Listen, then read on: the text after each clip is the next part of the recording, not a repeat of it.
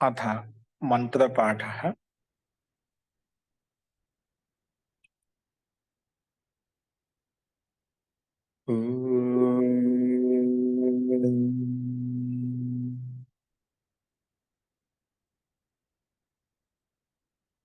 सहना भवतु सहनौ भुनक्तु सह वीर्यं करवावहै तेजस्विनावधीतमस्तु मा विद्विषावहै।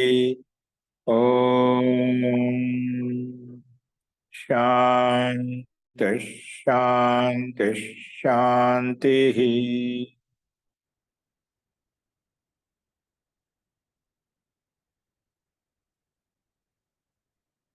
సర్వేభ్యో నమః. అందరికీ నమస్కారం అండి. మనము ఛాందోగ్యోపనిషత్తులో 4వ అధ్యాయంలో అంటే 4వ ప్రపాఠకంలో ప్రథమ ఖండం ప్రారంభించుకుంటున్నాము. అందులో జ్ఞానశృతి యొక్క దృష్టాంతం ఇందులో నిన్న మనం ప్రస్తావించుకున్నాము. అది ఇక్కడ ఉన్నటువంటి మంత్ర రూపంలో మనం ఇక్కడ శ్లోకాల రూపంలో చూద్దామండి. చూడండి, ఇక్కడ మనకు కనిపిస్తుంది. మొట్టమొదటి శ్లోకం వచ్చేసి ముందుగా ఓంకారంతో ప్రారంభించబడింది. ఆ ఓంకారంతో ప్రారంభించినటువంటి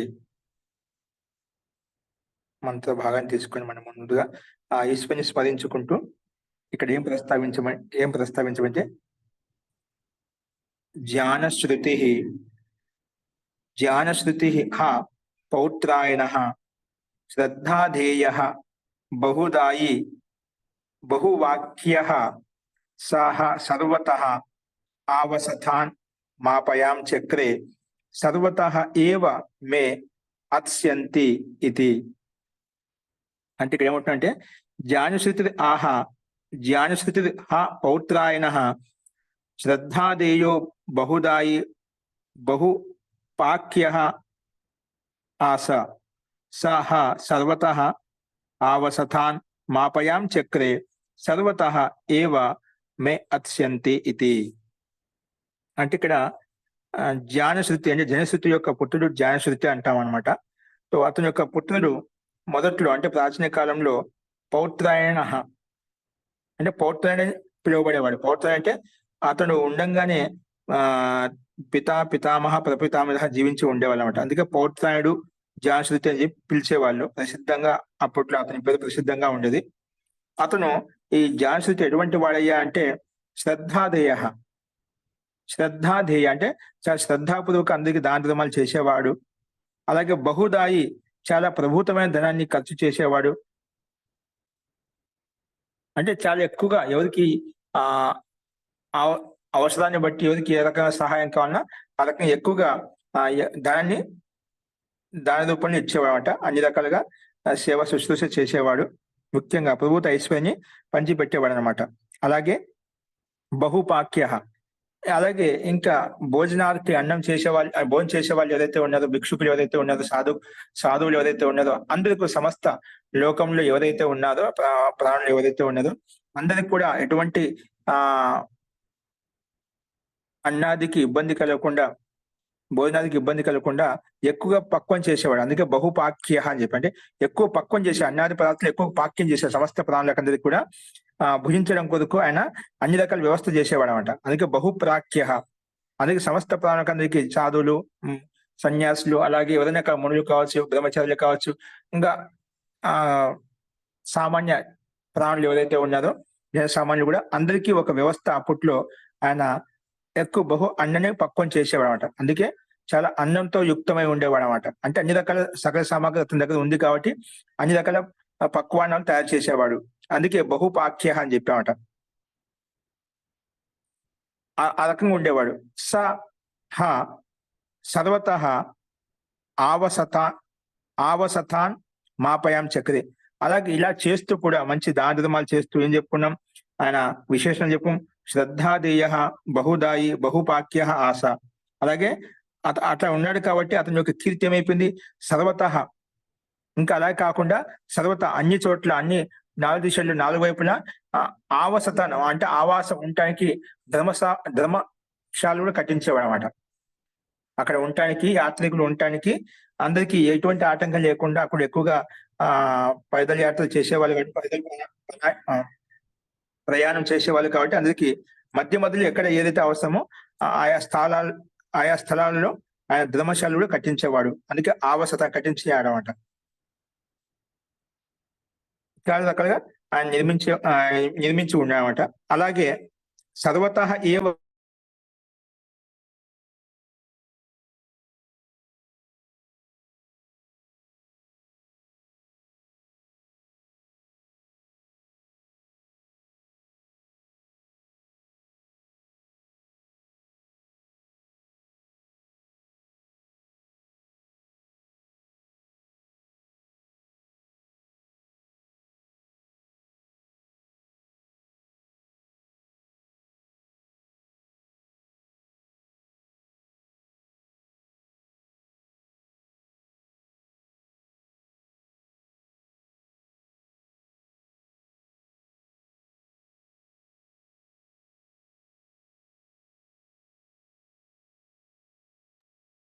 श्रूयते महोदय, सर्वत एव मे अन्नमत्स्यन्ति इति वा महोदय? మూట్లో వెళ్ళారండి, మూట్లోకి వెళ్ళారు గురువు గారు. మూట్లో ఉన్నారు సార్. వేరే ఫోన్ వచ్చి ఉంటుంది లేండి. ఓకే.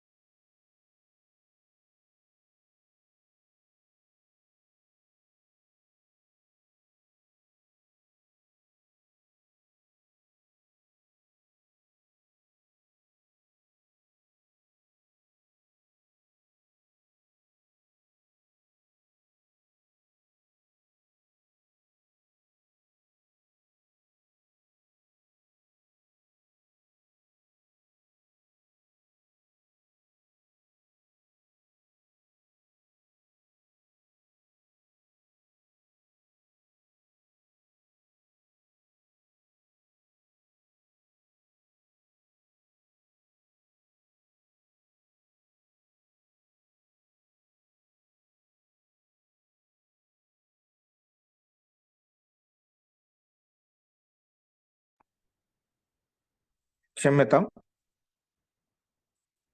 ఇది వినిపిస్తుందండి ఇప్పుడు?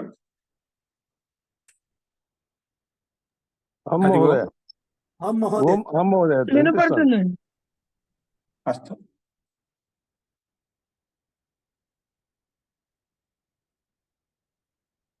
సరే, మొత్తానికి ఆయన అన్ని రకాల సేవా శుశ్రూష చేసేవాడు, దాన ధర్మాలు చేసేవాడు, భోజనం పక్వం చేసేవాడు, అలాగే అనేక ధర్మశాలలు కట్టించేవాడు. ఆ రకమైన కీర్తి నాలుగుపైన వ్యాపించి ఉండేదన్నమాట. అన్ని చోట్ల ఆయన ఏమనుకుంటే ఇక్కడ నా అన్నమే గ్రహించాలి, నేను ఎవరికి ఎటువంటి ఇబ్బంది కలిగించకుండా అంటే ఆ రకంగా సేవ చేయాలనే భావంతో అన్ని రకాల సేవ చేసేవాడు. అందుకే సర్వతః ఏవ అత్స్యంతి అంటే పక్వం చేసిన అన్నమే తింటారనే భావంతో ఆయన అందరికీ సకల సామాగ్రితో ఆయన పక్వం చేసేవాడని చెప్పి అంతిమ మంత్రంలో ఇక్కడ చెప్పబడింది. ఇక్కడ అత్స్యంతి అంటే అక్కడ తింటారు, నేను చేసిందే అందరు తినాలి అనే భావంతో ఆయన ఆ రకంగా విశేషమైన కర్మతో యుక్తుడై ఉండేవాడు అనమాట. అందుకే ఇక్కడ చూడండి, అదే విషయం ప్రస్తావన ज्ञान श्रुति की संतान परंपरा में उत्पन्न ये उसके पुत्र का पौत्र श्रद्धा पूर्वक देने वाला बहुत दान करने वाला था और उसके यहाँ बहुत सा अन्न पकाया जाता అతను ఆయన దగ్గర ఆయన వంశావళిలో ఎక్కువగా అన్న ఎప్పుడు వండుతూ ఉండేవాడు సమస్త మానవాళికి ఎప్పుడు ఎటువంటి ఆటంకం లేకుండా उसने इस आशय से कि लोग सब जगह मेरा ही అన్ని ఖాయింగి ఎక్కడ పోయినా నాకు తిన్నా అంటే నా అన్నమే తినాలి ఎక్కడ ఎవరికి ఇబ్బంది కలగకూడదు అంటే ఎవరు పెట్టా అంటే ధర్మశాల ఎవరు కట్టించా అంటే ఇది పలాని జాన్సీతే కట్టించారనే రాజా కట్టించాలని ఒక పేరు ఉండాలి అంతా ఎక్కడ చూడండి నా పేరు రావాలి అంటే ఒక పేరు కోసం కాదని అంతా నా అన్నమే తినాలి నేను చేసిన అందుకే వ్యవస్థ చేస్తాను అనే భావంతో ఆయన అన్ని రకాల సేవ చేశామట అన్ని రకాల వ్యవస్థ కల్పించామట అందుకే సబ్ జగ మేరా హి అన్ని ఖాయింగే సర్వత్రా నివాస స్థాన్ బి బన్వా దియేతే అందుకే అక్కడ ఎక్కడ పోయినా అది జాన్సీ రాజానే ఇవన్నీ కట్టించాడు ఇవన్నీ చేయించాడు అన్ని రకాల సదుపాయాలు కల్పించానే అన్ని చోట్ల నేనే నాదే ఉండాలనే భావంతో అంటే ఒక పేరు ప్రతిష్ట కాదు కానీ అక్కడ అందరికీ ఆ రకమైన వ్యవస్థ కల్పించే ఒక ఆశ ఉండేవాడు ఎందుకంటే ఆ రకమైన సామర్థ్యం ఐశ్వర్యం అన్ని ఉన్నాయి కాబట్టి ఆ రకంగా చేసేవాడు అన్నమాట అంటే ఆ రకంగా చేశాడని చెప్పి ఇక్కడ ఈ విషయం ప్రస్తావించబడింది ఈ విషయంలో నాకు ఒక చిన్న మొన్న తెలంగాణలో రేవంత్ రెడ్డి గెలిచాడు కదా ఎవరో ఒక చిన్న వీడియో క్లిప్ లీక్ చేశామట ఆయన గెలవడానికి ముందు నుంచి గత 2-3 ఏళ్ళ నుంచో మళ్ళీ 5 ఏళ్ళ నుంచో ఇలాగ అంతకన్నా ఎక్కువము ఆయన అన్నదానం మొదలు పెట్టాడు అంటే వాళ్ళకి ఎవరు వచ్చినా కూడా ఇక్కడ ఎవరు వచ్చిన జనులు ఎవరు కూడా అన్నం లేదని పోకుండా ఎవరు వచ్చినా అందరికి నిరంతరం వండి పెట్టేవాడు నిరంతరంగా అంటే ఎంతమంది కానీ అంటే విశేషం పబ్లిక్ ఆడ కట్అవుట్ పెట్టి అన్నదానం నడుస్తుందని చెప్పి అలా చెప్పలేదు కానీ నిరంతరంగా అక్కడ ఎవరు తెలుసుకున్న వాళ్ళ కార్యకర్తలు కావచ్చు ఇంకెవరైనా కావచ్చు నిరంతరంగా ఒక భోజన వ్యవస్థ నిరంతరం కొనసాగుతూ ఉందన్నమాట అన్నదానం చేయాలంటే ఇక్కడి నుంచి మన కార్యకర్తలు కావచ్చు ఎవరి సభ్యులు కావచ్చు ఏదైనా కావచ్చు ఎవరికి ఇది లేకుండా సామాన్యులతో కూడా వచ్చిన వాళ్ళకు నిరంతరం కొనసాగుతూ ఉందన్నమాట అది ఆ రకంగా అంటే ఒక భావన ఉంటుంది అందరికీ సేవ చేయాలి ప్రజలకు సేవ చేయాలనే భావనతో యుక్తమైన వాళ్ళు ఆ రకంగా చేస్తుంటారు అలాగదా జాన్సీ రాజు అప్పుడు ప్రసిద్ధమైన వాడు కాబట్టి ఆ రకంగా ఆయన అందరికీ నేను చేసినటువంటి వ్యవస్థలోనే ఉండాలనే భావంతో ఆయన సేవ చేసేవాడు అది విషయం మొట్టమొదటి మంత్రం ద్వారా తెలుస్తుంది తర్వాత ఏం చేశాడంటే అప్పుడు అలా అన్ని కట్టించాలని చుట్టుపక్కల ఎక్కడైతే ప్రసిద్ధమైన స్థాన విశేషాలు ఉన్నాయి నగరాలు ఉన్నాయి అక్కడ అన్ని చోట్ల ఆయన వ్యవస్థనే ఉంది అలా చేసిన తర్వాత 2వ మంత్రంలో ఏమంటున్నా అంటే అతః హంసాహ నిశాయాం అతిపేతుః తద్ ఏవం హంసః హంసం అభ్యువాద ఓహో అయి భల్లాక్ష జానశ్రుతేః పౌత్రాయణస్య సమం దివా జ్యోతిః ఆతతం తత్ మా ప్రసాంక్షీః తత్వాం మా ప్రదాక్షీత్ ఇది అని చెప్పి ఈ రకంగా ప్రస్తావించబడింది దివా జ్యోతి ఆతతం తన్ మా ప్రసాక్షి తత్వా మాం ప్రదాక్షీదితి అంటే ఇక్కడ తర్వాత ఏం చెప్తున్నా అంటే హంసాహ అంటే ఇక్కడ హంసలు ఏవైతే ఉన్నాయో కానీ ఇక్కడ మనుషులతో పోలి చెప్పుకున్నాం పరమహంస అంటే పరమమునులు సాధు సంతులు మహాత్ములు ఏవైతే ఉన్నారో ఇక్కడ పక్షి రూపాన్ని పోల్చి 4 పక్షులు అక్కడికి వచ్చాయంటే ఇవన్నీ తెలుసుకొని ఆయన కీర్తి ప్రతిష్టలు ఎక్కడ చూసినా జనశ్రుతి యొక్క రాజు యొక్క వ్యవస్థ ధర్మశాల కావచ్చు భోజన వ్యవస్థ అంతటా ఆయనదే వ్యాపించి ఉంది ఆ కీర్తి ప్రసిద్ధిని విని 4 హంసలు అంటే 4 మహాత్ములు కూడా అక్కడికి వచ్చినామట నిషాయం రాత్రిలో అక్కడికి వచ్చినామట వచ్చి పరస్పరం మాట్లాడుకు మొదలు పెట్టదు అంటే అక్కడికి వచ్చేదన్నమాట ఇక్కడ అతి వెంట పక్షులు వచ్చాయని అక్కడ చెప్పారు కానీ పక్షులు స్థానం మనం మహాత్మని చెప్పి చెప్పుకుంటున్నాం అక్కడికి వచ్చి వాళ్ళు పరస్పరం తదహ ఏవం అంటే పరస్పరం మాటలు మొదలు పెట్టారన్నమాట ఏ రకంగా అంటే హంస అందులో ఒక మహాత్మ ఇంకొక మహాత్మ చెప్తున్నాడు అది ఒక హంస ఇంకొక హంసకు చెప్తున్నట్టుగా ఈ రకంగా ఒక హంస అని ఒక మహాత్మ ఇంకొక మహాత్మ చెప్తున్నాడు హంస హంసం అభ్యువాద చెప్తున్నాడు ఓహో అయి భల్లాక్ష అంటే అది ఇంకొక సాధు మహాత్మ అక్కడ సంబోధిస్తున్నాడు ఇంకొక పక్షిని సంబోధించి చెప్తున్నామట జానశ్రుతే పౌత్రాయణ జానశ్రుతి అని పెరుగల పౌత్రాయణుడు దాదా అంటే తాత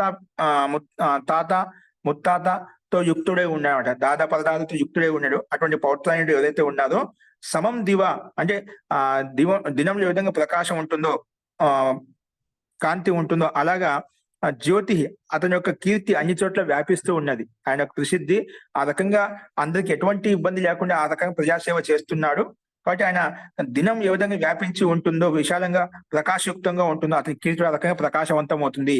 అందుకే జ్యోతి ఆదతం, నాలుగు వైపుల కీర్తి ప్రకాశం అనేది వ్యాపిస్తుంది.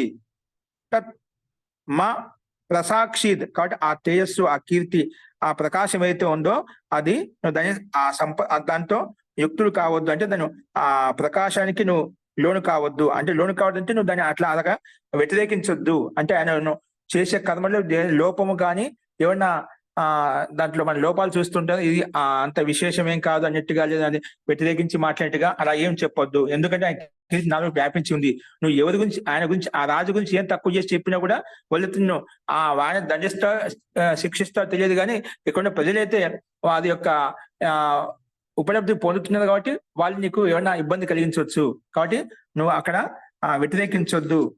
ఆయన లేదంటే ఆయన నిన్ను భస్మీభూతం చేస్తాడు అని చెప్పి ఈ రకంగా కింది చిత్రంలో ప్రస్తావించబడి. అందుకే జ్యోతికి సమానంగా నాలుగు వ్యాపిస్తున్నది. తత్ మా ప్రసాక్షిద్, దాన్ని ఆ సంపర్కంలోకి రావద్దు, నువ్వు దాన్ని ఏం నిందించొద్దు. తత్ త్వాం మా ప్రదాక్షిద్, ఎందుకంటే నువ్వు అలా చేశావనుకోండి నిన్ను భస్మీభూతం చేస్తుంది. అంటే నిన్ను భస్మీభూతం చేయకూడదు అంటేనే నువ్వు ఆ సంపర్కంలోకి రావద్దు, నువ్వు వ్యతిరేకించవద్దు. ఏదైనా ఉంటే నువ్వు స్తుతించు కానీ నిందించొద్దు అన్నట్టుగా ఆ రకమైన భావంతో ఈ రకం ప్రస్తావించాలన్నమాట. అలా చెప్పిన తర్వాత మళ్ళీ ఉసి సమయ రాత్రి మే ఉదర్ సే హంస ఉడికర్ ఆయే, అంటే హంస స్థానం మనం ఆత్మలు మహాత్మలు చెప్పుకున్నాం. उनमें से एक हंस ने दूसरे से हंस से कहा, अरे हो भल्लाक्ष देखो ज्ञान शक्ति पौत्रायनिక తేజ్ ద్యూలోక్ కే సమాన్, ద్యూలోక్ ఏ విధంగా వ్యాపించి ఉందో, ప్రకాశవంతంగా ఉందో అలాగా కీర్తి వ్యాపిస్తున్నది. తు ఉస్కా స్పర్శ నా కర్, నువ్వు దాన్ని లేశమాత్రం కూడా స్పర్శించొద్దు. బహు తుజే భస్మ నా కర దారే, నువ్వు అలా స్పర్శించావనుకోండి నువ్వు భస్మీభూతం చేయగలుగుతాడు అనే ఉద్దేశంతో, అనే భావంతో, అంటే నిందించొద్దు, దాన్ని అనుకూలించు కానీ వ్యతిరేకించొద్దు అనే భావంతో ఇక్కడ ప్రస్తావించబడింది. అస్తు, అంటే ఒక మహాత్మ ఇంకొక మహాత్మకి ఈ విధంగా ప్రస్తావించాడు. తర్వాత మూడో మంత్రం చూడండి. తం హా పరహ ప్రత్యువాచ కం వర ఏనం ఏతత్ సంతం సయుగ్వానం ఇవ రైక్వం ఆత్థ ఇతి యోను కథం సయుగ్వా రైక్వా ఇతి యోను కథం సయుగ్వా రైక్వా ఇతి. అంటే ఇప్పుడు ఒక అంశ, ఒక మహాత్మ ఇంకొక మహాత్మకి దగ్గర ప్రస్తావించని చెప్పాం కదా, ఆయన విషయం ఏమి వ్యతిరేకించొద్దని చెప్పి. తర్వాత అందులో ఇంకొక హంస, అందులో ఉన్నటువంటి మహాత్మ ఇంకేమంటున్నా అంటే తం ఉ పరహ ప్రత్యువాచ, అందులో ఇంకొక మహాత్మ మళ్ళీ ఏం చెప్పా అంటే ప్రత్యువాచ, ఈ రకంగా సమాధానం చెప్పాడు. ఆ రకంగా ప్రస్తావించినప్పుడు దానికి సమాధానం చెప్తాడు. కం ఉ అదే అంటే కం వదే, కం అంటే ఎవరికి, కం వదే ఏనం ఏతత్ సంతం సయుగ్వానం ఇవ రైక్వం ఆత్త.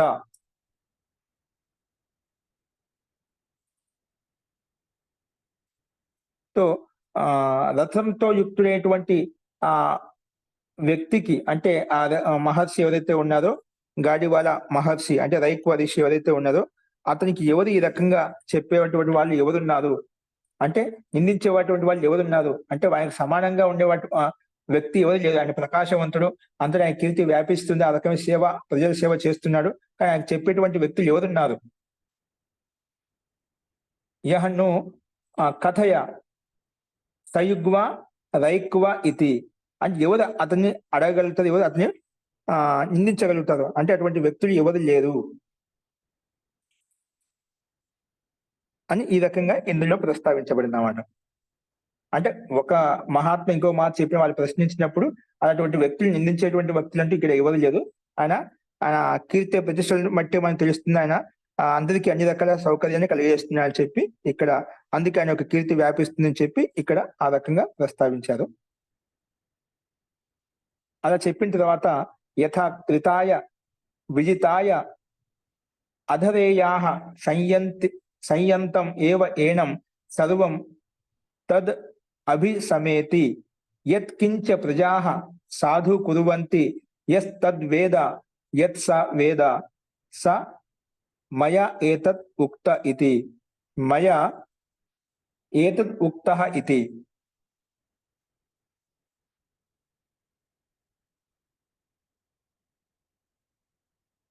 ఇలా చెప్పిన తర్వాత ఇక్కడ మళ్ళా దానికి ఒక ఉదాహరణ ప్రస్తావిస్తున్నారు ఇక్కడ.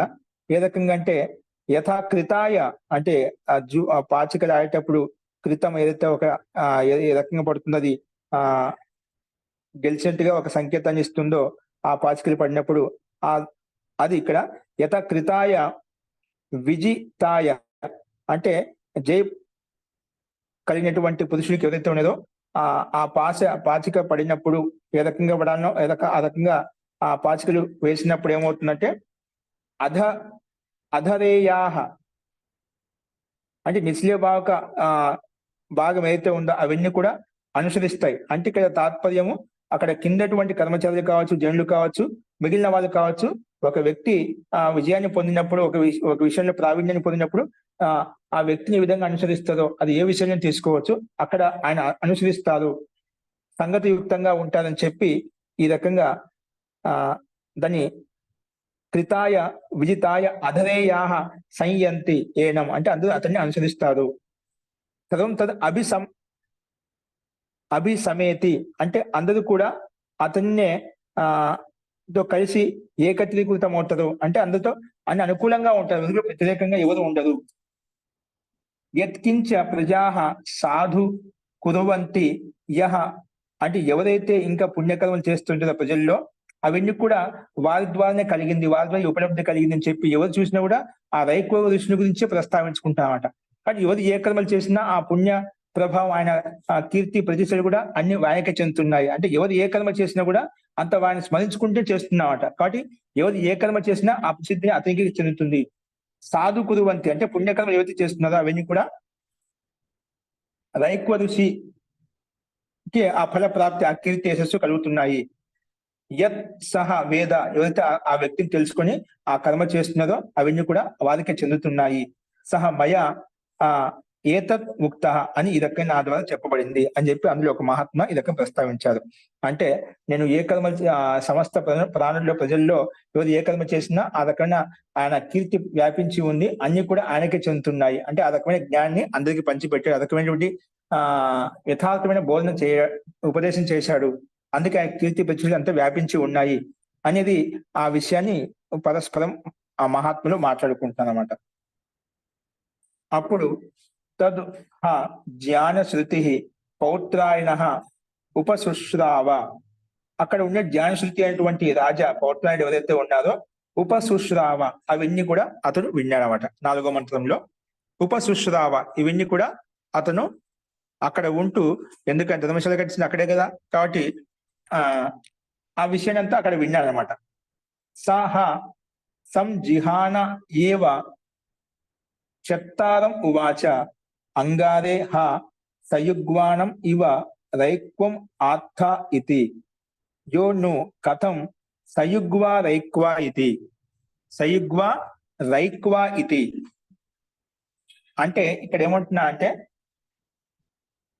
ఈ పైన చెప్పిన విధంగా సరే ఆ రకంగా ఎవరు ఏ కర్మలు చేసినా అతనికి ఆ కీర్తి ప్రతిష్ట అతనికి చెందుతున్నాయని చెప్పిన తర్వాత ఆ విషయం విన్నటువంటి జ్ఞానశృతి అయినటువంటి పౌత్రాన్ని ఏమంటున్నా అంటే ఇక్కడ ఆ విషయాన్ని తెలుసుకోవాలని ఒక జిజ్ఞాస ఉత్పన్నమైంది అతనిలో.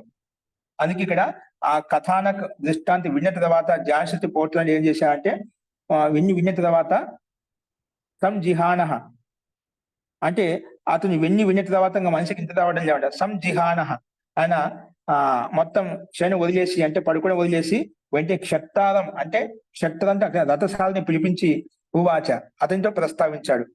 ఏం ప్రస్తావించాడంటే అంగ అంటే హే ప్రియ వత్స అదే సయుగ్వానం ఇవ రైక్వం ఆత్త ఇది నువ్వు సయుగ్వానం ఇవ అంటే ఆ యుగ్వ ఋషి అని సయుగ్వ ఋషి రైక్వ ఋషి ఎవరైతే ఉన్నారో ఆయన కీర్తి ప్రతిష్ట అంతటా వ్యాపించి ఉన్న ఎవరు ఏ కర్మలు చేసి అతనికి చెందుతున్నా అంటున్నావు కదా, ఆ ఋషికి సమానం నువ్వు ప్రశంసిస్తున్నావా, నన్ను కీర్తిస్తున్నావా, నువ్వు కూడా అలాగే నువ్వు ఎప్పుడైనా నన్ను స్తుతించావా, ఆ రకంగా నువ్వు ఎక్కడన్నా సమాజంలో ప్రజలు స్తుతిస్తుంటే విన్నావా రైక్వ ఋషికి సమానంగా,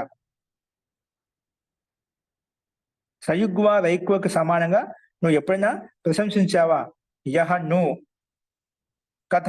కథం సయుగ్వ రైక్వ అలాగే రథయుక్తం అంటే గాడివాడ రైక్వ ఋషి ఎవరైతే ఉన్నదో అతను ఎటువంటి సామర్థ్యం కలిగిన వాడు, అసలు ఎవరు అతను, ఎక్కడ ఉంటాడు, ఏ విధంగా ఉంటాడు, ముందు కనుక్కో అన్నట్టుగా ఆయన ఈ కథానక దృష్టాంతి విన్నప్పటి నుంచి అతను నిద్రపోవడం ఏం చేయడం అనమాట.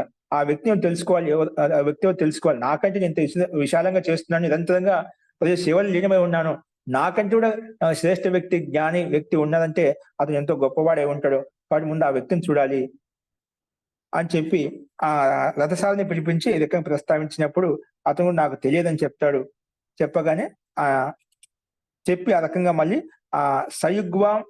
సయుగ్వ రైక్వ కథం, ఆయనకి ఏ రకంగా ఉంటాడు, ఎక్కడ ఉంటాడో అది ముందు కనుక్కో అని చెప్పి ఆయన ప్రశ్నిస్తాడు. అప్పుడు దానికి సమాధానంగా ఇక్కడ మళ్ళీ రథసారి ఏమంటున్నా అంటే,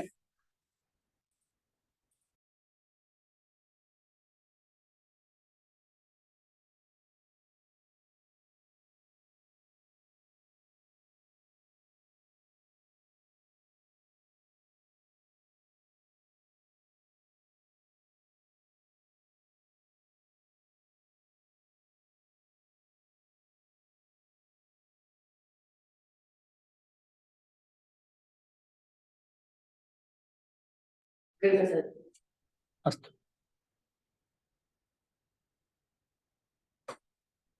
యథా కృతాయ విజితాయ అధరేయాః సంయంతి ఏవ ఏనం సర్వం తద్ అభిసమేత. అభిసమేతి అని చెప్పి ఇక్కడ మనకు సంధి చేసుకుంటే తద్ అభిసమ ఇతి అంటే ఇక్కడ మనకు కృత అనేది మనం పాచికలో ఏ రకంగా సఫలత మనకు కలిగినప్పుడు ఏ రకంగా దాని స్థితి ఏ విధంగా ఉంటుందో దాంట్లో దాన్ని ఉదాహరణ చూపిస్తూ, యథా కృతాయ విజితాయ సఫల్ వ్యక్తి విజేత ఎవరైతే ఉన్నదో అధరేయాహ అంటే కింది భాగం ఏదైతే ఉందో అంటే సామాన్య జనులు ఎవరైతే ఉన్నదో సంయంతి అంటే ఏకత్రీకృతం అవుతుందో అందులో అతనితో కలుస్తారో, ఏవం అలాగే ఏనం సర్వం అంటే ఏనం అంటే ఈ రైక్వదీశిని కూడా సర్వం అన్ని చోట్ల అన్ని స్థానంలో అభిసమేతి అంటే అతని దగ్గరికి వస్తారన్నమాట. అందుకు కూడా అతన్నే దగ్గరికి వచ్చేసి అన్ని విషయాలు తెలుసుకుంటూ ఉంటారు. యత్కించ ప్రజాః సాధు కుర్వంతి,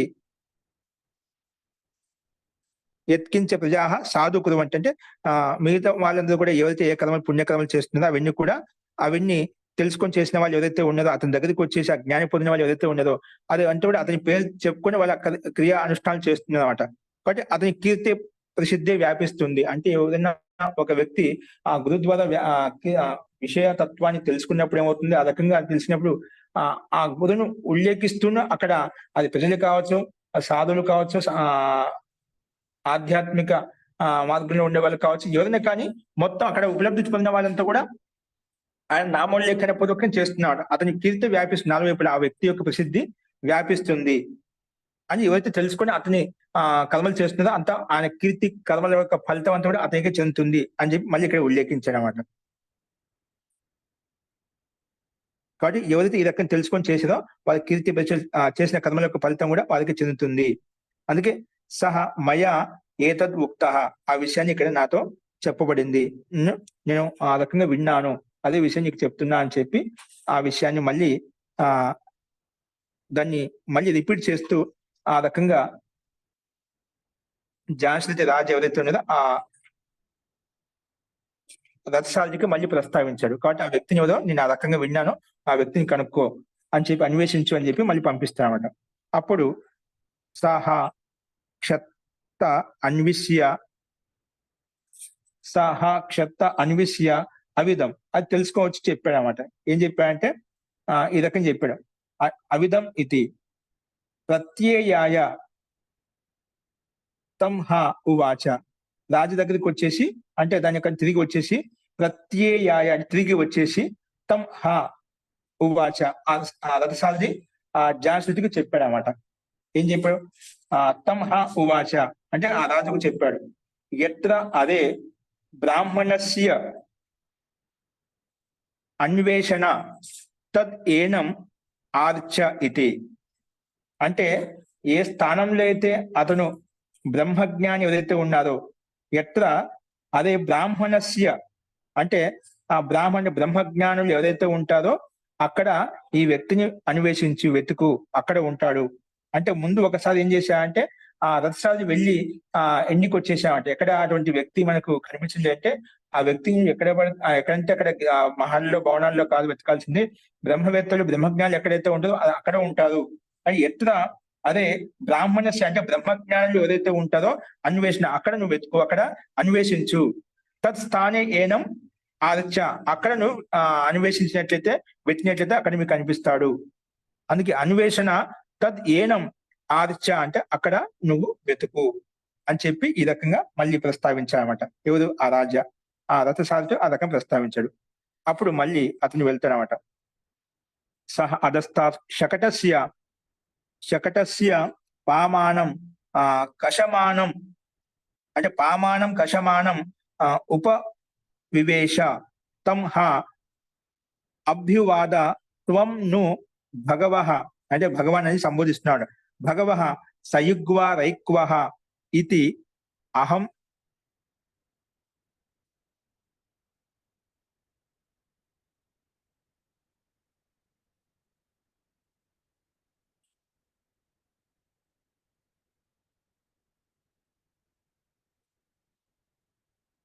సయుగ్వా రైక్వ ఇతి అహం హి అరే ఇతిహ ప్రతిజజ్ఞే సహ క్షత్త అవిదం ఇది ప్రత్యయాయ. అంటే మళ్ళీ ఆ సహ అధస్థాత్ ఆ సారథి ఎవరైతే ఉన్నారో అధస్థాత్ మళ్ళీ కింది నుంచి అంటే ఆ శకటస్య పామానం ఆ శకట్ను మళ్ళీ తీసుకుని వెళ్తూ అంటే మన రథాన్ని తీసుకుని వెళ్తూ అక్కడ మళ్ళీ వెళ్ళిపోయామట. అంటే వెతకడానికి వెళ్ళాడనమాట. ఆ చెప్పిన స్థానం బ్రహ్మజ్ఞానం ఉండే స్థానానికి వెళ్ళిన తర్వాత వెళ్ళి శకటస్య పామానం ఉపవివేశ అంటే అక్కడికి వెళ్ళి మళ్ళీ అన్వేషించినప్పుడు అధస్థాత్ సహా సారథి ఒక శకటం అంటే ఒక బండిలాగా ఉండేటువంటి రథం ఏదైతే ఉందో ఆ శకటం అంటే రథం ఏదైతే ఉందో బండిలాగా ఉన్నటువంటి దాని కింద కూర్చొని అంటే దాన్ని ఏదో ఒక మనం చిన్న చేతి కథ తీసుకుని మనం ఏదో వీపు దాన్ని మనం వీపు మీద అనుకుంటూ ఉన్నట్టుగా ఏదో మనకు కుజిలి వేసినప్పుడు అంటే మనం ఏదైనా కథతో అంటుంటాం కదా, ఆ రకంగా కుజిలా అంటే ఒక కథ తీసుకొని ఆ వీపు మీద అట అనుకుంటూ ఉన్నాడు అనమాట. అలా అనుకుంటూ ఉన్నటువంటి ఒక సారథి ఒక ఋషిని అక్కడ చూశాడు. అంటే సాధు సంతులాగా ఉన్నటువంటి ఒక వ్యక్తిని చూశాడు అనమాట అక్కడ. అంటే అక్కడికి వచ్చి అడుగుతున్నామాట. ఒక రథం కింద కూర్చొని పామానం కషమానం అంటే ఒక స్టిక్ తీసుకొని వీపు మీద రుద్దుకుంటూ ఉన్నామట. అటువంటి వ్యక్తిని చూసి ఒక అనుమానం వచ్చేసింది రథసారథికి, ఇతనే అయి ఉంటాడు అని చెప్పి ఉపవివేశ అక్కడ ఆయన ఆ రకం చేస్తూ కూర్చున్నాడు అనమాట. అప్పుడు కూర్చున్నప్పుడు ఆ రథసారథి అనుమానంతో అతని దగ్గరికి వచ్చాడు. తంహ అభ్యువాద అప్పుడు ఈ రకంగా ఎందుకంటే పేరు ప్రసిద్ధంగా ఏమి విన్నాడు రైక్వ ఋషి అంటే ఒక గాడివాల రైక్వ ఋషి అంట. గాడివాల అంటే రథంతో యుక్తమైనటువంటి అంటే ఆ రథంతో యుక్తమైనటువంటి ఋషి అని చెప్పి ప్రసిద్ధం అంతటా కీర్తి అన్ని చోట్ల వ్యాపించింది. కాబట్టి అనుమానంతో ఒక రథం కింద కూర్చొని ఉన్నాడు కదా, ఇతనే ఉంటాడు, చూడటానికి సాధు సంతులాగా ఉన్నాడు, తేజవంతంగా ప్రకాశవంతంగా కనిపిస్తున్నాడు అని అనుమానంతో ఆ సేవకుడు అక్కడికి వచ్చి అడుగుతాడు అనమాట. తంహ అభ్యువాద ఆ రకంగా ప్రస్తావించాడు. త్వం నువ్వు భగవాన్ సయుగ్వా రైక్వ, నువ్వు హే భగవాన్ అది ఎంత మర్యాద వినమ్రతపూర్వకంగా అడిగాడు. భగవాన్ సయుగ్వ రైక్వ గాడివాల రైక్వ ఋషి మీరేనా అని చెప్పి ఈ రకం ప్రస్తావిస్తాను. ముందు భగవాన్ అని చెప్పి సంబోధించామట. అప్పుడు అతను ఇది అహం హి అరే నేనే గాడివాల రైక్వ ఋషి నేనే అని చెప్పి ఆయన వినమ్రత దానికి అదే విధంగా సమానం చెప్తామట. ఈ విషయం తెలుసుకుని ప్రతి జడ్జి ఈ విషయం తెలుసుకున్నటువంటి ఆ రథ సారథి ఎవరైతే ఉన్నారో ఆయనకు విశ్వాసం కలిగిందామంట. ఆ ఋషి ఎవరో కాదు ఈ ఋషి అని చెప్పి ఆయన మాటలను బట్టి ఆయన బ్రహ్మ తేజస్సుని బట్టి ఆయన తెలుసుకున్న తర్వాత సహా క్షత్త అవిధం మళ్ళీ వెళ్ళిపోయి ఆ విషయం తెలుసుకొని తిరిగి వచ్చాడనమాట. అంటే మన రాజ్మహల్కి ఎక్కడ ధ్యానశక్తి రాజు ఎక్కడైతే ఉంటే అక్కడికి తిరిగి వచ్చేసామంట. అందుకే ప్రత్యయాయ అక్కడికి మళ్ళీ తిరిగి వచ్చేసాడు. ఆ రకంగా సహా క్షత్త అవిధం ఆ రకంగా రైక్వదిషి ఇతని ఇక్కడ ఉన్నాడని చెప్పి స్థాన విశేషంలో ఉన్నాడని చెప్పి తెలుసుకున్న తర్వాత అన్ని మాట్లాడిన తర్వాత ఆయన తిరిగి వచ్చేసాడు. ఇతిహ ప్రత్యయాయ అంటే తిరిగి మళ్ళీ తిరిగి ఆ రాజమహల్కి వచ్చాడనమాట. వచ్చి ఇప్పుడు ఆయనకు చెప్తున్నాడు అనమాట. ఎందుకు చెప్తున్నా అంటే జ్ఞానశృతికి చెప్తున్నాడు. ఈ రకంగా అంటే ఆయన రైక్వదర్శి గాడివారి రైక్వదర్శిని తెలుసుకునేంత వరకు ఇక్కడ ప్రథమ ఖండంలో మనకు ప్రస్తావించబడి ఇతి అహ అరే అహం హి అరే ఇతిహ ప్రతిజజ్జే అంటే నేనే ఆ గాడివారి రైక్వదర్శిని చెప్పిన తర్వాత సహా క్షత్తాం అవిధం ఆ క్షత్త అంటే ఇక్కడ ఆ రథసారథి ఎవరైతే ఉన్నదో అదని తెలుసుకొని తిరిగి వచ్చేసాడని చెప్పి ఇక్కడ చెప్పుకున్నామట. అంటే ఆ విషయాన్ని తెలుసుకొని తిరిగి వచ్చేసాడనమాట. ఈ రకంగా ఈ ప్రథమ ఖండంలో ఈ రకంగా ప్రస్తావించబడింది.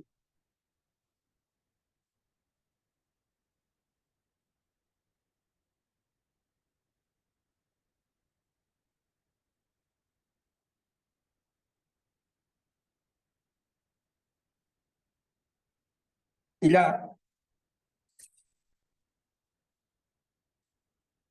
తిరిగి వచ్చిన తర్వాత మళ్ళీ రాజు దగ్గరికి వచ్చి ఏం చెప్తున్నా అంటే చూడండి. తదుహ జ్ఞానశ్రుతి పౌత్రాయణ షట్శతాని గవాం నిష్కం అశ్వతరీరథం తద్ ఆదాయ ప్రతిచక్రమే తం హ అభ్యువాద. తర్వాత ఈ విషయం ఆ రథసారి తెలుసుకుని వచ్చిన తర్వాత తద్ ఊహ ఇక్కడ మనకు ఈ ఊహ ఇవన్నీ ఏంటంటే ఇది ఒక శైలి అని ప్రౌఢాత్మకమైనటువంటి రచన, వాక్య రచన. ఇవన్నీ అందుకు నిశ్చయార్థంలో ఆ విషయాన్ని బోధించడానికి యథార్థమైన బలపూర్వక చెప్పడాన్ని అవన్నీ అవయపదాలు ఒక్కొక్క ఒక రకమైన అర్థాన్ని ఇస్తున్నాడు ఇవన్నీ అవయపదాలను కూడా. అందుకే తద్ ఊహ ఈ తర్వాత జ్ఞానశ్రుతి పౌత్రాయణ అంటే జ్ఞానశ్రుతి అనేటువంటి పౌత్రాయణ రాజా ఎవరైతే ఉన్నారో షట్శతాని అంటే 600 షట్శతాని గవాం ఆవులను 600 ఆవులను నిష్కం అంటే సువర్ణాలు అంటే సువర్ణ కంకణాలు ఏవైతే ఉన్నాయో సువర్ణాలు ఏవైతే ఉన్నాయో రజతాలు ఏవైతే ఉన్నాయో వాటిని అశ్వతరీరథం ఇప్పుడు కచ్చరి గాడిదలు ఏవైతే చెప్పుకున్నామో అవి అశ్వతరీ అంటే అశ్వం లాగానే ఉంటాయన్నమాట. అశ్వతరీ రథం తద్ స్థానం ప్రతిచక్రమే ఇవన్నీ తీసుకొని తత్స్థానం ఆ రైక్వదర్శి ఎక్కడైతే ఉన్నాడో ఆ స్థానానికి చేరుకున్నాడు. అక్కడికి వచ్చాడనమాట. వచ్చి తం హ అభ్యువాద ఆ రైక్వదర్శితో ఈ రకంగా రాజా కూడా వినమ్రతాపూర్వకంగా నమస్కరించుకుంటూ హే భగవాన్ ఇవన్నీ నీకు సమర్పిస్తున్నానని చెప్పి సమర్పిస్తే తర్వాత చెప్తా అంటే తీసుకొచ్చా అంతకు రావడం అనేది ఈ మొదటి మంత్రంలో ప్రస్తావించారు. తర్వాత ఏమంటున్నా అంటే అభ్యువాద అని చెప్తున్నాడు. ఏం చెప్తున్నాడు ఆయన? తం హ అభ్యువాద అంటే ఆ తం రైక్వదర్శం ప్రతి అభ్యువాద అతనికి చెప్తున్నాడు. ఏం చెప్తున్నాడు? రైక్వం ఇమాని హే రైక్వ ఇక సంబోధిస్తూ రైక్వం హే రైక్వ ఇమాని షట్ శతాని హే రిషివర్ హే భగవన్ అని చెప్పి రైక్వాన్ని ఇక్కడ సంబోధిస్తూ ఇమాని షట్ శతాని గవాం ఈ 600 ఆవులు ఏవైతే ఉన్నాయో నిష్కాలు సువర్ణ కంకణాలు రజతాలు ఏవైతే ఉన్నాయో అయం అశ్వతరీరథ అశ్వంతో యుక్తమైనటువంటి ఈ పశువులు ఏవైతే ఉన్నాయో నువ్వు అది నిశ్చయంగా అవశ్యం మే ఏతాం నేను ఇవన్నీ కూడా ఏతాం ఇవన్నీ మొత్తం కూడా భగవహ అంటే భగవాన్ దేవతాం భగవత్ దేవత దేవతా స్వరూప భగత్ దేవతా స్వరూపుడైనటువంటి మీకు షాది నేను సమర్పిస్తున్నాను. అంటే భగవద్గీత నేను తీసుకొచ్చాను కాబట్టి ఆ దేవతాం షాది అంటే నువ్వు ఇవన్నీ నీకే తీసుకొచ్చాను కాబట్టి హే కృపయ హే భగవన్ షాది అంటే నువ్వు ఏ దేవతకైతే ఉపాసన చేస్తున్నావో ఆ బ్రహ్మజ్ఞానం బ్రహ్మ స్థితి నీకు ఏ ద్వారా కలిగిందో నాకు అది ఉపదేశించు. అంటే నువ్వు ఏ దేవతని ఆరాధిస్తున్నావో పూజిస్తున్నావో అది నాకు ఉపదేశించు అని చెప్పి ఇక్కడ ప్రార్థించబడింది అన్నమాట. అందుకే ఏతాం భగవః దేవతాం షాది నువ్వు ఏ దేవతని అయితే ఆరాధిస్తున్నావో పూజిస్తున్నావో తత్ షాది శబ్దం ఇక్కడ ఉపదేశించు నాకు ప్రస్తావించు అనే సందర్భంలో ఇక్కడ ఆ రకంగా ఉల్లేఖించబడింది అన్నమాట. యాం దేవతాం ఉపాస్యే నువ్వు ఏ దేవతని ఆరాధిస్తున్నావో ఉపాసన చేస్తున్నావో ఆ దేవత మాం ప్రతి వద అంటే ఆ దేవత గురించి నాకు చెప్పు, ఆ బ్రహ్మజ్ఞానం నాకు తెలియచేయి, ఆ బ్రహ్మ యొక్క రహస్యం నాకు చెప్పు అని చెప్పి నివేదించాడు అన్నమాట. ఆ రకంగా ఆ ఋషితోటి, రైక్వ ఋషితోటి ఈ రాజా జానశ్రుతి రాజా ఈ రకం ప్రస్తావించాడు. అలా చెప్పిన తర్వాత తముహ పరహ ప్రత్యువాచ అహ హారే త్వా శూద్ర తవైవ సహ గోభిః గోభిరస్తు గోభిః అస్తు అంటే ఇక్కడ గౌభిః అంటే ఆవులను అని చెప్పి తాత్పర్యం. తదుహ పునరేవ జానుశ్రుతి పౌత్రాయణః సహస్రం గవాం నిష్కం అశ్వతరీరథం దుహితరం తద్ ఆదాయ ప్రతిచక్రమే. ముందుగా తం హు హ ఆ జానుశ్రుతికి ఏం చెప్పాడంటే పరహ ప్రత్యువాచ వెంటనే ఆ సమానం చెప్పాడట. అహ అరే త్వాం శూద్ర అని చెప్పి సంబోధిస్తూ చెప్పాడు. తవ ఏవ ఇవన్నీ కూడా నాకేం అవసరం లేదు, నువ్వే పెట్టుకో. తవ ఏవ సహ గోభిః అస్తు ఈ నువ్వు ఆవులు ఏవైతే తీసుకొచ్చావో, కార్షాపన రైత స్వర్ణాలు ఏవైతే తీసుకొచ్చావు విని తవ ఏవ అస్తు ఇవన్నీ నీవే పెట్టుకో. ఇవన్నీ ఏవైతే తీసుకున్నావో ఐశ్వర్యం తీసుకొచ్చావో ఇవి నాకేం అవసరం లేవు, నువ్వే తీసుకో. అంటే ఆ రకంగా శూద్ర అని చెప్పి సంబోధించు, అంటే నువ్వు దాన్ని లోబడిపోతా అని చెప్పి నువ్వు తీసుకోవచ్చావు, ఇవన్నీ నాకేం అవసరం లేదు, ఇవి నువ్వే తీసుకో అని చెప్పి నువ్వు డైరెక్ట్ గా అడిగి నాకు ఆ విషయం నాకు మునివర్ రిషివర్ నాకు ఆ బ్రహ్మోపదేశం చేయి, నాకు జ్ఞానం ప్రసాదించు అని చెప్పింటే నేను చెప్పేవాడిని. నువ్వు ఇవన్నీ లోభయుక్తంగా నన్ను లోభపరిచి నువ్వు తీసుకోవాలని చూసావు, కాబట్టి హే శుద్ర ఇవన్నీ శుద్ర లక్షణాలతో యుక్తమైనటువంటి నువ్వు దానికి ఆ రకంగా ఊహించుకోవచ్చావు, కాబట్టి ఇవన్నీ నీకువే తీసుకొని వెళ్ళు అని చెప్పి పంపిస్తామట. అంటే ఆ వినమ్రతాపూర్వకం చూసామట. ఆయన ఇవి నాకు అవసరం లేదు, నువ్వే తీసుకెళ్ళి అని చెప్పానమాట. కానీ మళ్ళీ వెళ్ళిపోయిన తర్వాత మళ్ళీ వస్తానమాట. ఆ విషయాన్ని కూడా ఇక్కడే ప్రస్తావించారు, ఇవన్నీ నీకు పెట్టుకో. తదు పునరేవ మళ్ళీ ఏం చేశాడంటే ఆయన ఎందుకంటే అక్కడ ఎక్కువ మాటలు ఇవన్నీ నాకే అవసరం ఇవన్నీ తీసుకొని వెళ్ళిపోని చెప్పాడనమాట. అంతకని ఎక్కువ మాట్లాడు. తర్వాత ఆయన వెళ్ళిపోయిన తర్వాత తదు పునః ఏవ జానుశ్రుతి పౌత్రాయణః సహస్రం గవాం నిష్కం అశ్వతరీరథం దుహితారం. ఇక దుహిత అంటే ఈసారి తన కుమార్తెను తీసుకువచ్చాడు అనమాట, తన పుత్రిని తీసుకొచ్చాడు. తద్ ఆదాయ ప్రతి చక్రమే అది తీసుకొని వచ్చి మళ్ళీ సమర్పించాడు. అక్కడికి వచ్చేసి ఆ ఋషి వారికి రైక్వ ఋషికి సమర్పించాడు. ఇవి నీకు తీసుకొచ్చాను కృపయ అలా సమర్పించి తం అభ్యువాద ఈ రకం చెప్తున్నాడు. హే రైక్వ ఇదం సహస్రం గవాం అయం సహస్రం గవాం. హే రైక్వ తం సహస్రం గవాం అయం నిష్కం అయం అశ్వతరీరథం ఇయం జాయాయాం గ్రామో యస్మిన్ అయం గ్రామః యస్మిన్ ఆస్యే. నువ్వు ఎక్కడైతే ఉన్నావో అను ఏవ మాం భగవః షాది. కాబట్టి భగవ అంటే హే భగవాన్ మాకు ఉపదేశించు అంటే ఇవన్నీ స్వీకరించి నాకు బ్రహ్మజ్ఞానం యొక్క బ్రహ్మజ్ఞాని బ్రహ్మదేవత ఎవరైతే ఉన్నదో ఉపాస్య దేవత ఎవరైతే ఉన్నదో నాకు ఆ జ్ఞాని ప్రసాదించు, ఆ దేవత యొక్క స్వరూపాన్ని ఆ రహస్యాన్ని నాకు బోధించు అని చెప్పి ఇక్కడ మళ్ళీ ప్రార్థిస్తానమాట. అంటే అయం గ్రామ్ జాయ అంటే ఇక్కడ జాయ అంటే పుత్రి ఎవరైతే ఉన్నదో ఇప్పుడు నేను పుత్రిని కూడా సమర్పించాను. యస్మిన్ ఆస్యే అంటే ఎక్కడైతే నువ్వు కూర్చున్నావో అను ఏవ ఇసుకే తర్వాత అంటే ఏ స్థాన విశేషంలో నువ్వు కూర్చున్నావో అంటే ఆ రాజా ఆ స్థానంలో ఉన్న ఈ రాజ్యాన్ని కూడా నువ్వు స్థానం కూర్చునే ఆ స్థానం ఏదైతే ఉందో ఈ గ్రామం కూడా నీకు నీకు అధికారంలో ఇచ్చేస్తాను. నువ్వు ఏ స్థానంలో కూర్చొని తపస్సు చేస్తున్నావు, ఒక రథం కింద కూర్చొని ఒక బండి కింద కూర్చొని తపస్సు చేస్తున్నావో ఈ సామ్రాజ్య ఈ గ్రామాన్ని అంతా కూడా నీకు వశం చేస్తాను, నీ అధికారం నీకు ఇచ్చేస్తాను. కృపయ హే భగవాన్ నాకు ఆ బ్రహ్మదేవత ఎవరైతే ఉన్నదో ఆ బ్రహ్మదేవత ఉపాస్య దేవత ఎవరైతే ఉన్నదో నాకు ఆ బ్రహ్మజ్ఞాన్ని ప్రసాదించు, ఆ రహస్యాన్ని నాకు తెలియచేయని చెప్పి మన శ్రద్ధ వినమ్రతాపూర్వకంగా ఆయన అడుగుతాడు. ఎందుకంటే ముందుగానే ఆయన అన్ని ఏ కర్మలు చేసినా శ్రద్ధాపూర్వకం చేస్తున్నాడు, ఏదో కీర్తి ప్రతిష్టల కోసం చేయలేమాట. ఎన్ని దాన ధర్మాలు చేసినా ఎక్కువగా ధర్మశాల కట్టించినా అందరికీ భోజన సామాగ్రి ఏర్పాటు చేసినా కూడా ఆయన ఏదో నా కీర్తి ప్రతిష్టల కోసం చేయలేదు. ఆయన దగ్గర చేయాలనే భావన ఉంది, నిష్కామ కర్మతో చేస్తున్నాడు. కానీ ఆ కర్మకు ఫలితంగా ఎందుకంటే ఆ కర్మ యొక్క ఫలితం అవినాభావ సంబంధం కాబట్టి ఆయనకు అవిని సహజంగానే కీర్తి ప్రతిష్టలు లభిస్తున్నాయి అన్నమాట. కానీ అంతకు సంతృష్టపడ్డారు. ఆ సాధు మహాత్ములు పరస్పరం మాట్లాడుకునే విషయాన్ని చూసి, ఓ దీనికంటే రైక్వ ఋషి అనే సామాన్యంగా అతి సరళంగా సహజంగా ఉంటాడు ఆయన, కానీ ఆయన కీర్తి అనేది ఇంకా ఇతనికంటే వ్యాపిస్తుంది.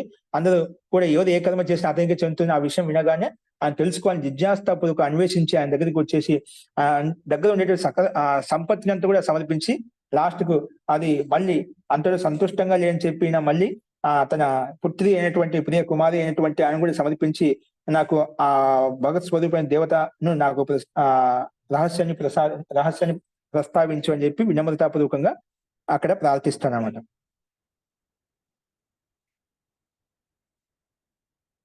బట్ ఈ రకంగా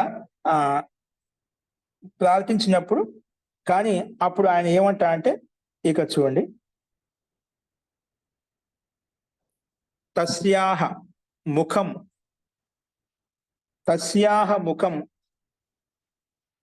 ఉప ఉద్గృహ్ణన్ ఉవాచ. అంటే ఆయన ముఖాన్ని చూస్తూ, అంటే పుత్రి యొక్క ముఖాన్ని చూస్తూ, ఆ బామ కుమారి కదా, ఆయనకేం తెలుసు, ఏదో తన జిజ్ఞాసపూర్వకంగా తన స్వార్థం కొరకు ఆత్మ కళ్యాణం కొరకు ఏదైనా కానీ బ్రహ్మజ్ఞానం తెలుసుకోవాలని చెప్పి తన పుత్రిని కూడా అంటే అధికారం ఉంది కాబట్టి పుత్రిని సమర్పించాడు. ఆ అమ్మాయి ఆ కుమారి ముఖం చూసి, ఆ కన్యా ముఖం చూసి అతనిలో ఒక మనసులో ఒక భావన జాగృతమైందన్నమాట. కానీ ఈ అమ్మాయి యొక్క గౌరవాన్ని కాపాడడం కొరికైనా అంటే ఇవి కూడా నాకు విని తుచ్చమైనటువంటివి, నువ్వేంటి ఇంకా నేను అవి వద్దని చెప్పాను, అంతకని ఎక్కువ తీసుకుంటాను కాబట్టి ఆ మనమే విశేషంగా నాకు ఇవి కాదు ఇంకా పరివ్యాప్తం కాదని చెప్పలేదు అనమాట. అయినా నాకు ఏమైనా అవసరం నీకైతే పెట్టుకొని వదిలేసాయనమాట, నేను చెప్పలేదు. కానీ నీలో శ్రద్ధ భక్తి చూసి, అలాగే నువ్వు సమర్పించిన కన్యను చూసి నాకు ఈ అమ్మాయి గౌరవాన్ని కాపాడడం కొరికైనా నీలో ఉండే శ్రద్ధను చూసి నీకు ఆ బ్రహ్మ దేవత యొక్క రహస్యాన్ని బ్రహ్మజ్ఞానం యొక్క రహస్యాన్ని నీకు ప్రస్తావిస్తానని చెప్పి ఆయన దృష్టిలో పెట్టి ఆ ముఖం చూసి చెప్తానమాట. ఆయన ఎన్నికి పంపించడం ఉచితం కాదు, అందులో నీ శ్రద్ధ కూడా నువ్వు అంటే అంత సమర్పించి నువ్వు నీలో ఏమైనా ఉందా కీర్తిపించలే, కానీ నువ్వు బ్రహ్మవేత్త బ్రహ్మజ్ఞానం తెలుసుకునే భావంతో చేస్తున్నావు కాబట్టి నేను ఆ విషయాన్ని రహస్యాన్ని బ్రహ్మజ్ఞానం యొక్క రహస్యాన్ని ప్రస్తావిస్తాను అని చెప్పి ఇక్కడ ఆ రహస్యాన్ని ఇక్కడ ప్రస్తావిస్తానమాట. అందుకే తస్యాహ ముఖం ఉప ఉద్గృహ్ణన్ ఉవాచ. ఏ రకంగా చెప్పానంటే ఆ జహార ఇమాహ శుద్ర తీసుకోండిరా. ఇప్పుడు అప్పుడైనా అక్కడ శుద్ర శబ్దం సంభవించాడు, తీసుకొచ్చేదా హే శుద్ర ఆ జహార తీసుకోండిరా. అవి ఎందుకంటే వద్దని చెప్పిన వాళ్ళు తీసుకోవచ్చు, అది మరి వెంటనే పుత్రిని వెంట పెట్టుకోవచ్చు అదే. ఆ జహార ఇమాహ ఆ జహార తీసుకుందా హే శుద్ర అనేన ఏవ ముఖేన ఆలాపయిష్యథాః ఇతి తేహ ఏతే రైక్వపర్ణాః నామ మహావృషేషు యత్ర అస్మై ఉవాస తస్మై ఉవాచ. అంటే ఎక్కడైతే అనేన ఏవ అంటే ఈ ఆయన చూసిన తర్వాత కన్య చూసిన దాంట్లో ప్రేరితమై అంటే చెప్పాలనే భావంతో ఆయన జిజ్ఞాస చూసి ఉపదేశం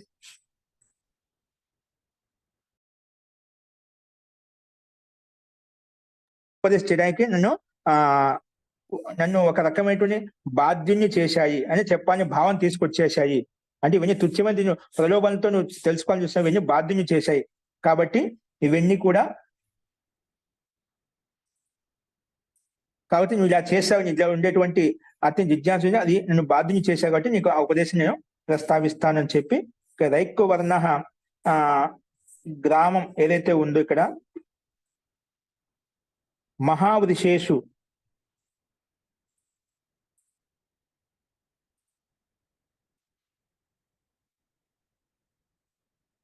అంటే ఎక్కడైతే ఆ స్థాన విశేషంలో ఉన్నాడో ఆ ఏ ప్రాంతం గ్రామ విశేషంలో కూర్చుండో అక్కడే అతనికి తస్మై ఉవాచ అక్కడ ఉపదేశం ఇచ్చాడనమాట. అంటే రైక్వపర్ణ అనే గ్రామం ఏదైతే ఉందో మహావృషేషు మహావృష నామక దేశం అంటే వనంలో కాకుండా అది అతనికి ఒక మహావృషేషు మహావనం లాగా ఆ స్థానం గ్రామం కూడా అలా ఉందన్నమాట. ఆ ప్రాంతం అంతా కూడా ఆ రకం అంటే ప్రాచీన కాలంలో కూడా అన్ని అలాగే ఉండేటివి, కానీ ఇప్పుడు అది కూడా మహావనంతో తక్కువ ఏం లేదన్నమాట, మహావనం లాగానే ఉంది, ఈ రకంగా ఉంది. కాబట్టి మహావృషేషు నామక పేరుతో యుక్తమైనటువంటి ఒక వనం లాగానే ఉంది. అక్కడే అదే స్థానంలోనే ఎట్లా అస్మై రైక్వ మహర్షి ఎక్కడైతే కూర్చున్నాడో ఆ రథం కింద ఆ స్థాన విశేషంలో తస్మై ఉవాచ, ఆ రాజుకు అక్కడ ఆ ఉపదేశం ఇచ్చాడు అనమాట. అంటే ఆ బ్రహ్మదేవత యొక్క రహస్యం చెప్పాడు. అది ఏ రకంగా, ఏ విధంగా అనేది ఆది దైవతంగా, ఆధ్యాత్మికంగా అది 3వ ఖండంలో ప్రస్తావించబడింది. అదేంటో మనం రేపు చూద్దామండి. అస్తు. కాబట్టి అంతిమంలో ఇక్కడ తబ్ ఉస్ రాజకన్యాకి ముఖుకో హి విద్యా గ్రహణక ద్వార సమస్తే హుయే. సరే, నేను ఎంతో జిజ్ఞాసగా వచ్చాడు కాబట్టి ఆయన యొక్క జిజ్ఞాసను బట్టి ఒక రాజకన్య యొక్క ముఖం చూసిన తర్వాత విద్యాగ్రహణక ద్వారం అనుకొని ఆయన రైకోనే కహా, అరే శూద్రు తూ ఏ గవ్య ఆది లాయా హై. సో ఠీకే, నువ్వు తీసుకొచ్చే బానే ఉంది. అక్కడ మనకు శుద్ధ శబ్దం సంబోధించామట. తూ ఇస్ విద్యాగ్రహణకే ద్వార సే హి ముझसे భాషను కరాతా హై. నువ్వు ఇదే రకంగా నాకు అవన్నీ తీసుకొచ్చి నువ్వు విద్యాగ్రహణం పొందాలనుకుంటున్నావు, నాతో ఆ ఉపదేశం పొందాలనుకుంటున్నావు. इस प्रकार जहां वह रैक्व रहता था वही रैक्व पर नामक ग्राम महावृष देश में प्रसिद्ध है. అది కూడా మహావృష దేశమే ప్రసిద్ధంగా ఉందన్నమాట. ఆ గ్రామం కూడా అప్పట్లో ఒక మహాన్, ఇప్పుడు సాధువులు, మహాత్ములు, మునులు ఏ విధంగా ఒక విశాలమైన అడవి ప్రాంతంలో ఉండి అడవుల్లో ఉంటూ వాళ్ళు తపస్సు చేసుకుంటారో అలాగే మహావృష దేశంలో కూడా ఇది ప్రసిద్ధాత్మకమైన, అంటే ఆ స్థాన, ఆ వ్యక్తి ద్వారా అది కూడా ఒక మహా ప్రాచీనత్వాన్ని పొంది ఉందన్నమాట. నిజంగా ఇప్పుడు కూడా ఎక్కడైతే ప్రాచీన వ్యక్తులు, సాధువులు ఉంటారో దాన్ని విశేషంగా దాన్ని అంత ఆడంబరాలతో యుక్తం అనుకోదు అనమాట. అలంకరించాలనుకోదు, దాన్ని విశేషంగా ఇంకా వైభవయుక్తం చేయాలనుకోదు. ఎందుకంటే వాళ్ళు ఇటువంటి లోకేష్ అలంకారాలతో దూరంగా ఉంటారు అనమాట. అందుకే అది కూడా ఆ రకంగా ఉంది, అది ప్రసిద్ధమై ఉంది. తబ్ ఉస్సే కహా, ఆ రకంగా ప్రస్తావిస్తూ అక్కడ ఆయన ఉపదేశించడం మొదలు పెట్టామట. అది ఏ రకంగా అనేది సరే నీకు ఆ విషయాన్ని రహస్యాన్ని ప్రస్తావిస్తా అని చెప్పి ఈ 3వ ఖండంలో ఆది దైవికంగా ఆధ్యాత్మిక విషయ ప్రస్తావన చేస్తారు. అదేంటో మనం రేపు చూద్దామండి. అస్తు. ఇక్కడ చాలా పదజాలం అనేది కొంచెం పద విభాగం అనేది కొంచెం చూడటానికి అది క్లిష్టకరంగా ఉన్నట్టుగా ఉంటుంది. కానీ కొంచెం మనం సూక్ష్మంగా, నిదానంగా ఈ పద విభాగం చేసుకొని మనం చూసినట్లయితే కొంచెం ఇంకా అర్థమవుతుంది. అంటే ఇది కొంచెం సంస్కృత అభ్యాసం లేని వాళ్ళు ఈ సందులు సమస్త పదాలు విడగొట్టుకోవడం అనేది కొంచెం కష్టంగా ఉండొచ్చు, అలా అనిపించవచ్చు. కానీ కొంచెం అటువంటి వాళ్ళు, పూర్తిగా తెలియని వాళ్ళు ఎవరైతే ఉన్నారో భావం గ్రహించిన చాలు, తర్వాత వాటిని మీ దగ్గర పుస్తకాలు చాలా మంది దగ్గర ఉన్నట్టున్నాయి, ఒకసారి దాన్ని చూసినట్లే పద విభాగాన్ని, నేను అందుకే పద విభాగం చదువుతున్నాను, మొత్తం సమస్త పదం చదవడం లేదు. మరి సరళంగా ఉన్నాయి, అక్కడక్కడ కొన్ని అట్లా అనిపిస్తుంటాయి, కానీ చూడంగా మనకు ఆ విషయ ప్రస్తావన తెలుస్తుంది. కాబట్టి ఆ విషయంలో మటుకు మీకు ధైర్యంగా ఉండండి. అస్తు. ఒక రకంగా మనం దాన్ని స్వరూపం ఎలా ఉంది, శ్లోకం యొక్క, మంత్రం యొక్క అంశం ఎలా ఉందనేది మనం చూస్తూ ఉన్నాం. ఓకే, దాని యొక్క భావం కూడా కొన్ని పదాల ద్వారానే మనకు తెలుస్తూ ఉంటున్నామట. అది అటువంటి కొత్త వాళ్ళు ఎవరైతే ఉన్నారో అది నిదానంగా ధైర్యంగా ఉంటే అలా ఉంటాం. అస్తు. సో ఇందులో ఎవరికన్నా ఏమైనా అడిగే ప్రశ్నలు ఉన్నాయా? అస్తు. అదే నేను చెప్పిన కథ అంశం ఏదైతే ఉందో, దృష్టాంతం ఏదైతే ఉందో అదే విషయాన్ని ఇక్కడ మనకు ఈ మంత్రాంశంలో మనం చూసాం అనమాట. అస్తు. ఏం సందేహం తర్వాత చూద్దామండి. శాంతి పాఠ.